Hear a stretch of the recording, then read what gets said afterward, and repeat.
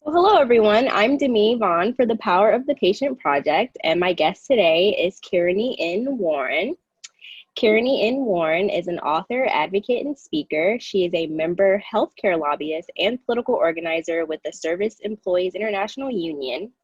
And for over 3 years, from 2014 to 2017, as a broadcaster, she was also one of the main hosts of many of the over 100 video segments that are part of health and wellness here on our website, and was a driving force behind the creation of the Power of the Patient Project.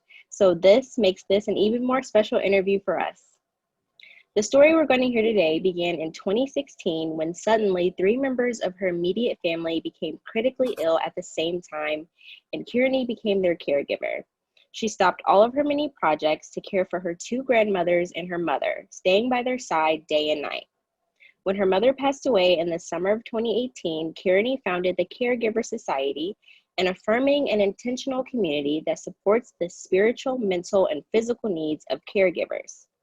This organization has become one of the largest and most celebrated organizations of its kind in the country. In 2019, she published her first book, Caregiving for a Warrior: My Life with My Mother, Reverend Bernice Warren. And in 2020, she was one of the contributors of a new book, Successfully Broken. It is my great pleasure to welcome Kearni N. Warren. Thank you so much, Demi, for that wonderful introduction. I do feel like this is full circle from working with the organization and now being interviewed. So thank you. Um, so the Caregiver Society provides a safe space for caregivers to gather and express their shared experiences. We offer wellness activities for mental, spiritual, and physical support. We understand the various types of needs for caregivers. We are open to all types of caregivers, those caring for children living with special needs, adults living with disabilities, those who have Alzheimer's, and the temporary and terminally ill. We also believe caregiving is a community-wide, so we assist with the elders in our community and those living without family or friends in our area with light housekeeping and other necessary errands. We also provide patient advocacy, so we attend doctor's visits with some of the elders or people living in our communities that need rides to the doctor visits or just to take along. As you know, it's always great to have another person with you when you're visiting the doctors. And we also act as a referral agency for people who have questions about the caregiving process. So the Caregiving Society began as an idea in 2016 while caring for my grandmother.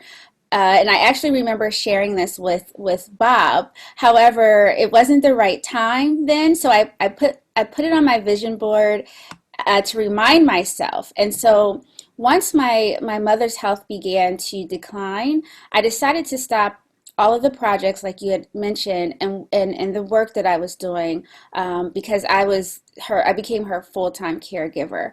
And it was at that point that I asked myself, who provides care for the caregivers?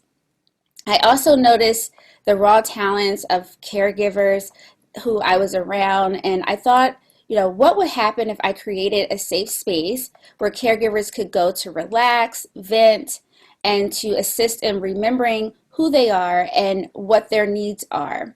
I wanted to inspire and empower us. The longer I stayed away from working, the more I thought, this cannot last. I have to bring in some form of income, so I began searching for employment where I could work from home. And my mother remembered that there was a new opportunity within our denomination in our local church for a new worshiping community.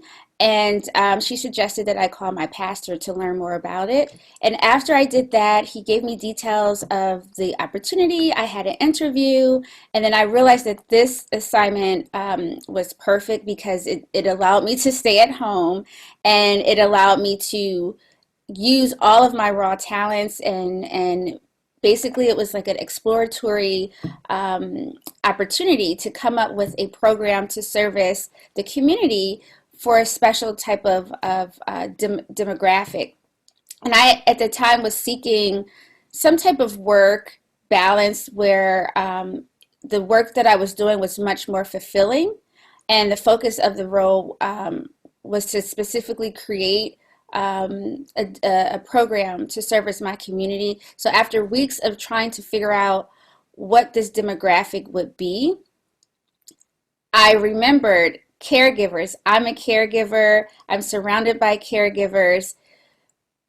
We need care for ourselves. There's so much that happens when you're a caregiver that if you're not a caregiver, people just don't understand. So it was at that time that I partnered with my church and my local denomination to make that happen. And so the Caregivers Society is currently going on in its third year. That's awesome that you were able to make everything work for you and you're able to start a whole organization. That's an amazing accomplishment. So why do you feel like caregivers are so important today as, we live longer, but unfortunately there is much more sickness in the world. And also considering like we have this new deadly virus going around, like why do you feel like caregivers are so important today? Yeah. Caregivers are important because, as you said, people are living longer. 9 out of 10 seniors want to live at home as they age and as they become ill. And nearly half of those seniors will need some form of assistance while staying at home. And our loved ones, they deserve the ability to stay at home with dignity and to receive quality care from caregivers who receive living wages and benefits. And not everyone has what I call a caregiver's heart, which is the ability to provide care without being asked what to do. For caregivers, showing love and consideration towards others just comes naturally in their personal lives as well. I mean, if you run into caregivers, you might notice that they will give the shirts off their backs to help people. So, I believe anyone can help someone who is sick with a task list. You give someone a task, they can do it. But everyone won't provide that care and support with a smile and a genuine heart that actually wants to serve. You have to have a servant's heart to be a true caregiver. Everyone doesn't go the extra mile to learn what makes a sick person happy. And that's really important when you're dealing with someone who either they're sick or they're living with some type of disability. You really need to know what makes them happy or understand their emotional or physical needs from not always them telling you. Sometimes it's just from a look or a simple sound that they make if they're unable to speak. So I believe caregivers are truly special. When you have an illness or live with a person with, or if you have an illness or live with a disability, you often feel that you're a burden to those around you. And caregivers know this. So they go out of their way to not only make their patient feel loved, but they make them feel as it's an honor to care for them because it really is. You're sharing special time with people that is priceless. And at some point in all of our lives, we will all come face to face with caregiving due to an accident or an illness, whether it's temporary or permanent. And we will need someone to either care for us, or we will need to care for our loved ones, or we will need to hire a stranger for someone we love. Yeah, it definitely sounds like caregiving is definitely like a talent. Um, like you said, that sometimes they might not be able to tell you what they need, but it's really about like knowing and just having that intuition. Mhm. So, what would you say is the difference between the men and women who work for home care agencies, the people that inspired you to start your organization, and the people that care for their own loved ones in their home? This is a great question to me. Um, the demand for home care in Pennsylvania, probably everywhere, but I'm in Pennsylvania, is growing. But families are unable to get the quality care that they need, and oftentimes workers can't always afford to provide it. There's definitely stark differences between home care workers in an agency versus those that care for their loved ones at home. A main difference caring for a loved one at home, particularly at this time, is the availability of personal protective equipment or PPE. A home caregiver's role is often 24 hours, 7 days a week responsibility. And caregivers at home provide the same type of work and care as workers that work for an agency, but plus more because it's often 24/7. Another difference is that home care workers don't receive overtime pay if they live in the same house as their loved ones. So caregivers are not getting paid for all of the work that they do because you're allowed a certain amount of hours, but if you obviously work past those hours because you live with them, you're not getting paid for that. Home care workers are also unable to receive pay for caring for a child or a spouse. So many caregivers make a difficult choice to either give up their guardianship of their children, and spouses contemplate divorce in order to care for each other. Home caregivers also do not receive paid time off, like sick days, vacation days, or personal days. So if a caregiver is sick and doesn't work, the caregiver doesn't get paid. That's why caregivers burn out a lot, because if they need to run personal errands or go to the doctors, they won't get paid for that. And home caregivers also do not receive benefits such as health care. Almost half of Pennsylvania home care workers rely on some form of public assistance because of poverty, wages, lack of benefits, and inadequate support at work. So 2 out of 5 home care workers will leave their jobs each year, and that leaves a very harmful void in the home in regards to the patient. So home care workers, home caregivers can either be a loved one or a friend. So if it's a friend or someone you know through someone else and they leave their job because they're not making enough money, it makes it really hard on the family and the patient. Yeah, that definitely sounds tough, especially when you mentioned that like some home care workers aren't able to like receive benefits, and sometimes they have to give up guardianship. Yeah, this sounds really difficult. So I know you are very concerned about the caregiver and their overall well-being, and it is a stressful responsibility. In your book, you state, if your patient is not in tune with their mental health, make sure to keep on top of yours. Make time for yourself. You cannot take care of your patient if you are mentally, physically, and spiritually depleted and not taking care of yourself. Do you mind talking about that a little bit? Sure, and this is something that I think, again, if you're not a caregiver, home caregiver, a lot of people have no idea what the caregiver is experiencing and going through. Being a caregiver is fulfilling work for those who truly love it, but it can be isolating. Not many people know or understand, as I said, what it involves. So you consciously and happily give up your needs and your desires to care for someone you love. And at times that can become really depressing and you can feel alone.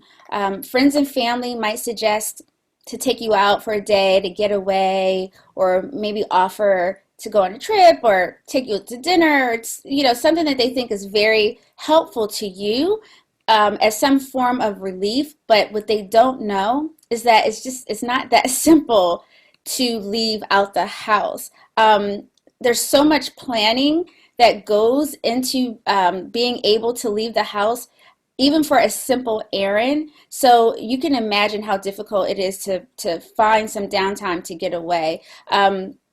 You have to find someone to take over your shift, and that means you have to pay someone to do that, and you have to be able to trust whoever it is for whatever type of care your loved one is receiving. So a lot of times caregivers also feel as though they're the only ones that can truly care for their patient or their loved one the best, you know.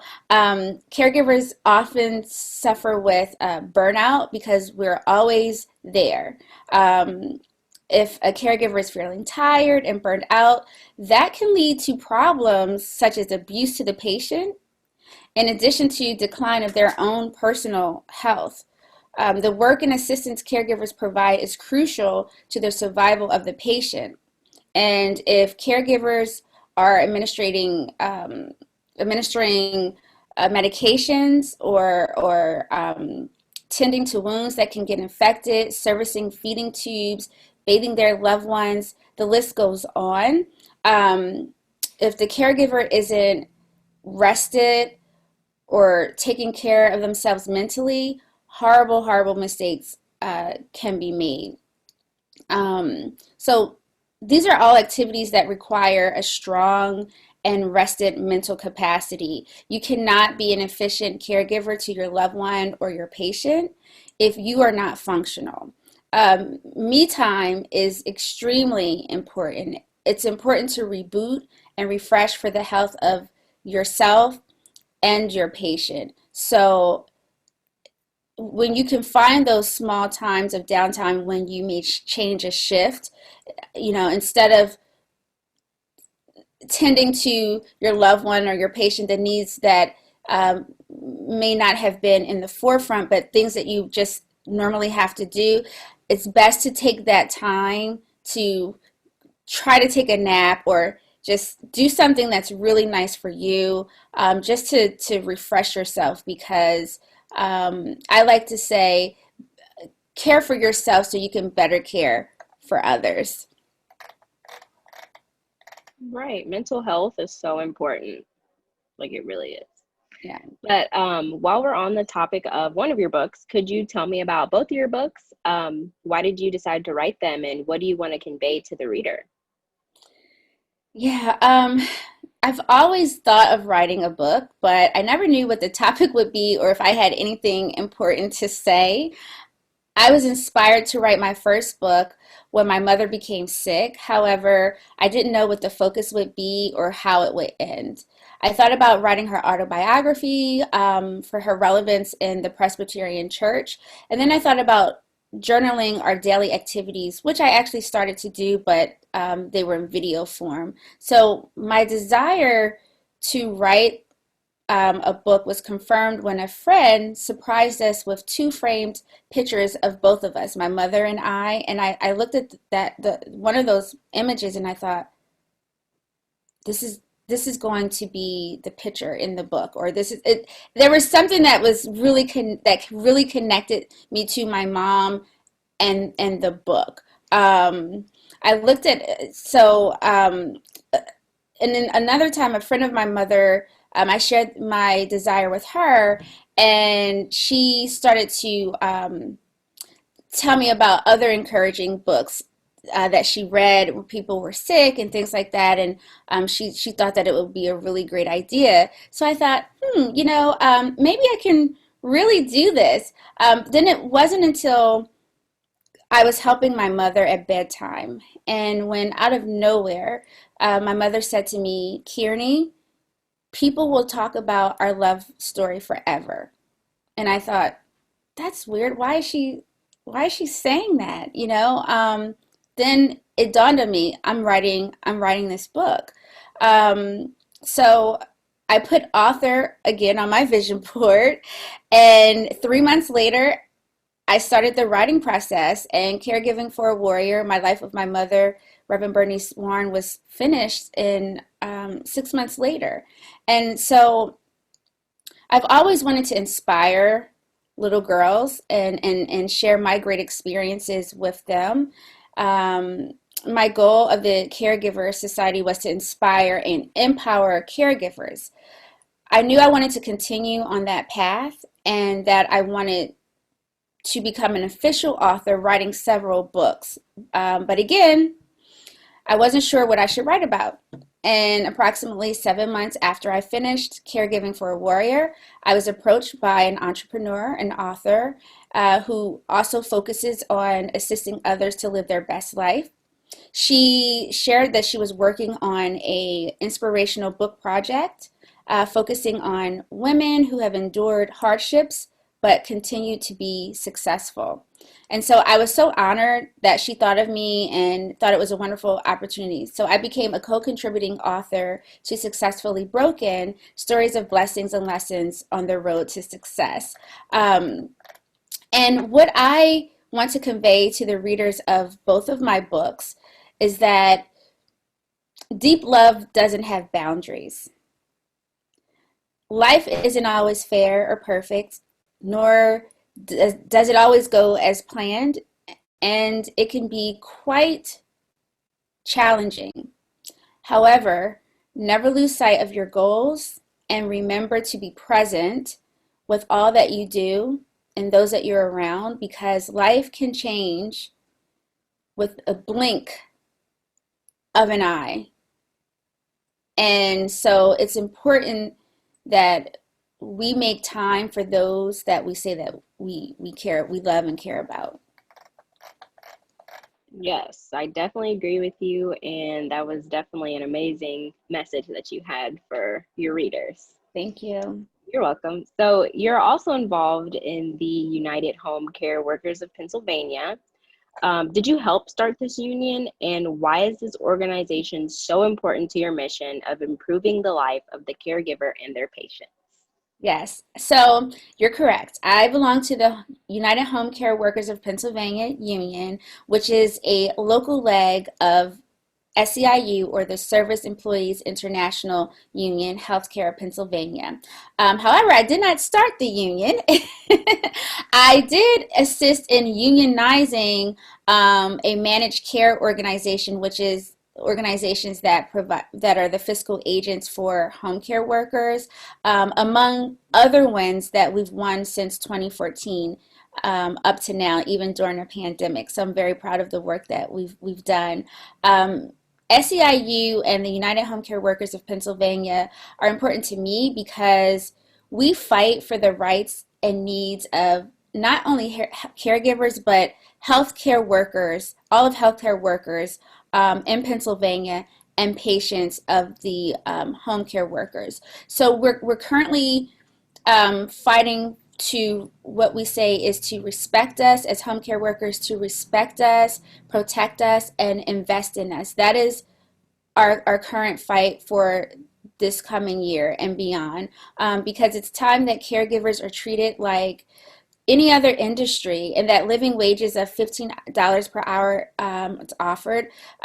We are also fighting for PPE, personal protective equipment, to be handed out, and essential benefits such as health insurance and paid time off is provided for home care workers. And we're fighting for caregivers whose hours are being cut without proper notification or adequate reasoning. So you have some caregivers, home care workers, who are caring for their loved ones, and their hours are being drastically cut from, let's say, 150 hours a week to maybe 80, and the list goes on and on. So it's a constant fight for caregivers, because we're finally at the point where we're being recognized as an industry, and so my fight is for all healthcare workers and caregivers in Pennsylvania. So that is why the union is important to me. And they gave me a voice. They gave me a voice,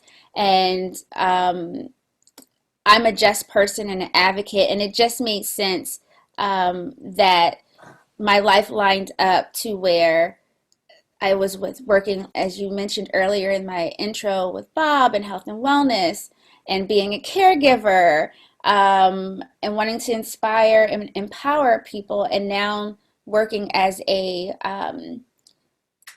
member of both the unions, but also as a lobbyist and political organizer around healthcare in Pennsylvania. That's amazing. Thank you. You're welcome. So, my last question, is if someone wants to learn more about becoming a caregiver, either to someone in their family or perhaps someone in the community, where can they find more information? So, yes, a person can reach out to me by visiting my website at thecaregiversociety.com. They can also send an email to me at Kearni at thecaregiversociety.com, or they can contact their county's Department of Human Services to inquire about their county's Office of Long-Term Living, which is the office that handles senior services, uh, things like that. Awesome. Well, thank you so much, Kearney, for taking the time out to talk to me a little bit more about your organization and how you started it and your books. I really appreciate it. And I learned so much about caregivers today, and I really appreciate it. So thank you so much. And thank you for the opportunity to highlight caregivers. In 20, I think it was 2016, there was a survey that said that there were about 43.5 million caregivers in the United States, and that didn't include those who were unpaid. So I thank you for having me on today to highlight the important work that caregivers are doing. You're welcome. Well, thank you so much, Kearney, and enjoy the rest of your day. Thank you.